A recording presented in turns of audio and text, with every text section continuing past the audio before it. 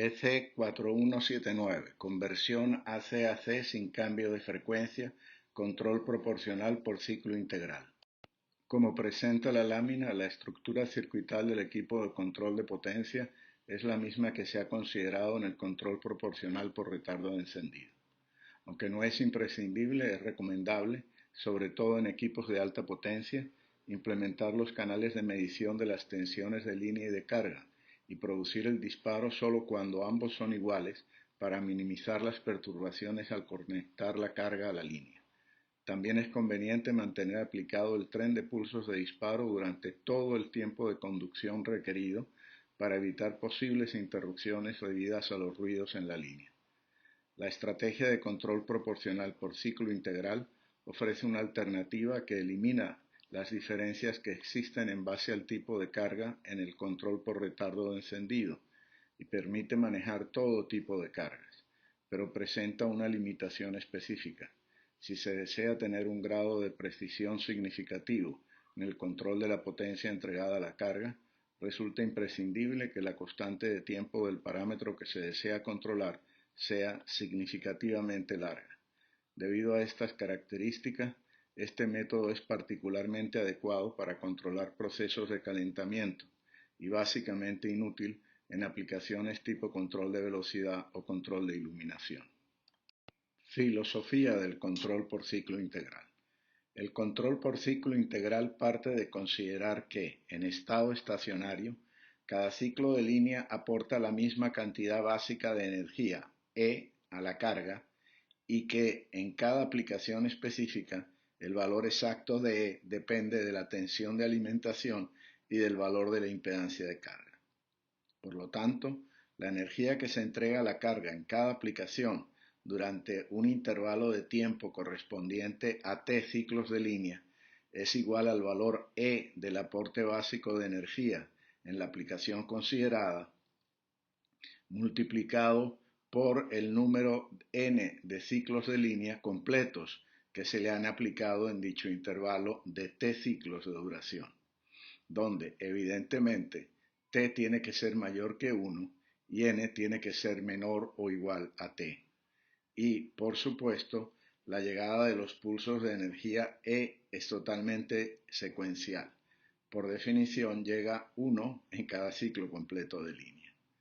Definir el control es, por lo tanto, equivalente a definir con cuánta precisión se quiere controlar la energía entregada a la carga por lapso de tiempo.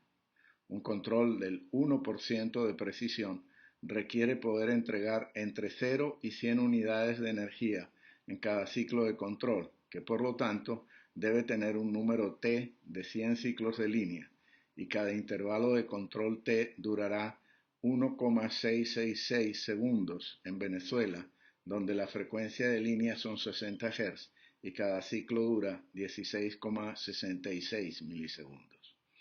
Como en un equipo de este tipo diseñado actualmente, el controlador seguramente será digital, la cuantificación muy posiblemente será en potencias de 2, como, por ejemplo, 256 niveles con una cuantificación de 8 bits, lo que produce un ciclo de control formado por 256 ciclos de línea, con una duración de 4,26 segundos por ciclo de control y una precisión del 0,39%.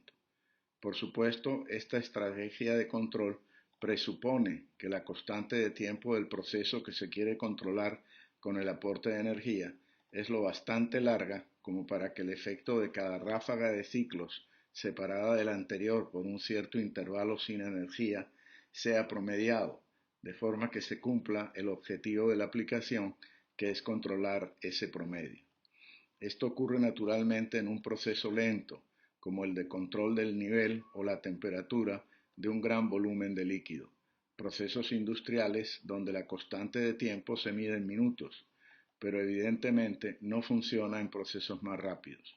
Por ejemplo, un control de iluminación que pretendiese entregar 50% de la intensidad luminosa máxima en una oficina, encendiendo las luminarias a toda intensidad durante varios segundos y manteniéndolas apagadas durante un tiempo igual al anterior, sería totalmente inútil. Otra consecuencia inevitable es que cada acción de control está separada de la siguiente por un tiempo muerto desde el punto de vista del control, de duración igual a la del ciclo de entrega de energía, 4,26 segundos en el ejemplo de los 256 niveles de cuantificación. En este tiempo muerto, el control puede decidir cambiar la cantidad de potencia entregada a la carga, pero esa acción tiene que esperar a que concluya el periodo de control en curso. Nuevamente, esto no es importante si el sistema controlado es lento, pero es inaceptable en uno de respuesta rápida. La figura muestra un ejemplo muy simplificado de cómo opera la estrategia de control por ciclo integral. Como primer paso se define un ciclo de control formado por un número T de ciclos completos de la frecuencia de línea, 3 en este caso, con lo que la energía entregable a la carga durante cada intervalo de control queda cuantizada en T partes iguales, 3 en este caso. Hecho esto, durante el siguiente periodo de control que dura T ciclos de línea, el sistema de control tiene las siguientes posibilidades de entregar potencia. A. Entregar cero potencia, para lo cual mantiene apagado el conmutador electrónico de potencia durante los 3 ciclos de línea que forman el periodo de control en curso. B. Entregar un tercio de la energía disponible en el intervalo de control, activando el conmutador electrónico de potencia para permitir que pase un ciclo completo. C.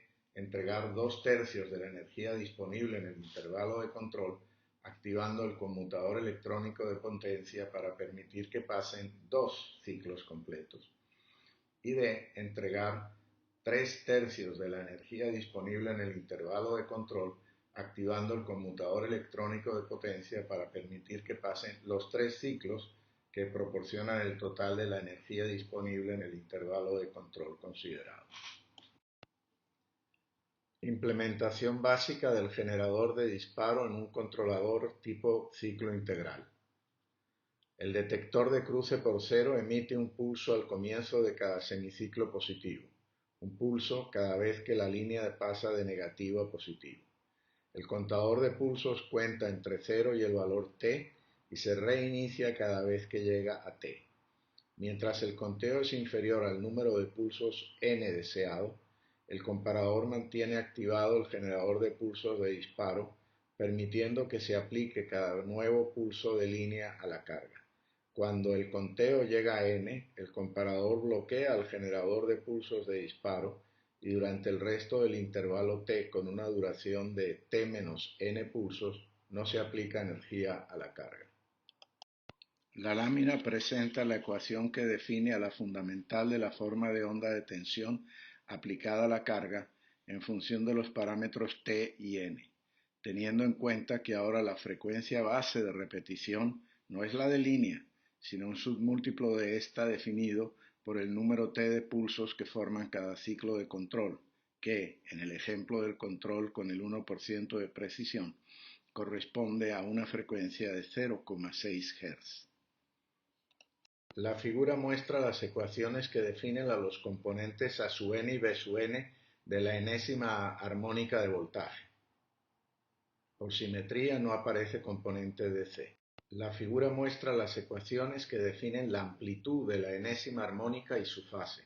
En este caso sí pueden existir tanto armónicas pares como impares.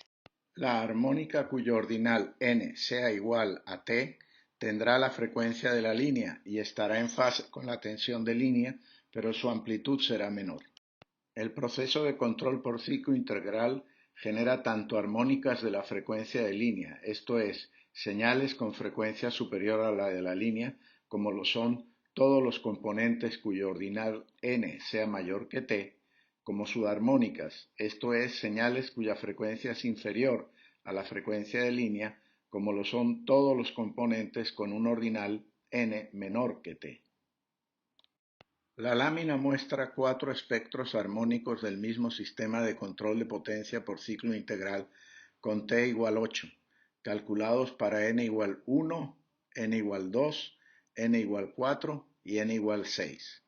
Se puede observar claramente que además de generarse numerosas subarmónicas de la tensión de línea, La estructura de cada espectro es distinta. No solo cambia el valor de cada armónica y subarmónica, sino que el número y la frecuencia de las señales que forman el espectro cambian. Algunas líneas espectrales aparecen y otras desaparecen. También es evidente que hay una alta concentración de las armónicas en el rango de baja frecuencia, incluyendo a la zona de las subarmónicas, a frecuencias por debajo de la fundamental muy cercanas a 0 Hz. Este comportamiento del espectro, que cambia su estructura al cambiar la demanda de potencia, implica que no es posible lograr la reducción del contenido armónico mediante un filtro tipo peine con ramas sintonizadas, lo que puede ser un problema para cumplir con las normas, sobre todo teniendo en cuenta la posible existencia de armónicas y subarmónicas de valores cercanos a la frecuencia de línea. La lámina muestra las ecuaciones que permiten calcular la tensión RMS aplicada a la carga y la potencia entregada y consumida por una carga resistiva de valor R. Como en casos anteriores, podemos aplicar una prueba de consistencia. En la fórmula de la tensión RMS, si se reemplaza n igual a 0, la fórmula indica que la tensión será 0, lo que concuerda con el modo de operar del circuito, que con n igual a 0 mantiene la carga desconectada de la línea. Si se reemplaza n igual a t, la fórmula indica que la tensión RMS de la carga será igual a la tensión de línea, lo cual también corresponde con lo esperado, ya que si n es igual a t, el conversor mantiene conectada la carga a la fuente sin interrupciones. En el caso de la fórmula de la potencia entregada, con n igual a 0, la fórmula indica que la potencia es 0, como corresponde, porque la carga no está conectada a la fuente. Con n igual a t, la fórmula indica que la potencia es v cuadrado entre r, lo cual efectivamente es cierto, ya que en este caso la resistencia está continuamente conectada a la línea y la potencia en esa conexión es precisamente v cuadrado entre r.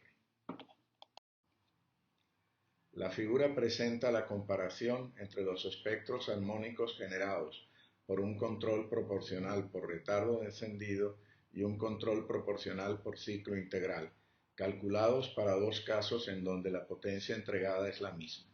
La comparación muestra claramente las ventajas y desventajas relativas de los dos métodos. En ambos casos, los componentes de ruido armónico del control por retardo de encendido son de más alta frecuencia que los del control por ciclo integral, lo que por un lado reduce la interferencia de alta frecuencia producida por el de ciclo integral en comparación con el de retardo de encendido, pero por el otro, como las señales de ruido están agrupadas muy cerca de la frecuencia de línea, eliminarlas por filtrado es mucho más difícil en el control por ciclo integral que en el control por retardo de encendido. Particularmente difícil de limpiar es la porción del espectro de subarmónicas, bastante ocupado en el caso del ciclo integral, pero por supuesto sin ningún componente en el de retardo de encendido. Las subarmónicas pueden ser una fuente de interferencia muy desagradable en el caso de que se esté controlando cargas muy potentes con su alimentación conectada a un nodo común con la línea de alimentación del sistema de iluminación. En este caso, es posible que la intensidad de la iluminación pulse a la frecuencia de alguna de las subarmónicas que están dentro del rango de sensibilidad del ojo humano. Por su parte, cuando se controlan cargas poderosas por retardo de encendido, el efecto de las conmutaciones con DI/dt y dB/dt elevado puede generar interferencia electromagnética que puede afectar a las señales de medición y control del equipo, sobre todo si los cables que transmiten estas señales tienen trayectos relativamente largos, paralelos y cercanos a la línea de potencia, posiblemente en la misma bandeja de cableado para ir del cuarto de los equipos de control a los armarios de potencia en la línea de producción.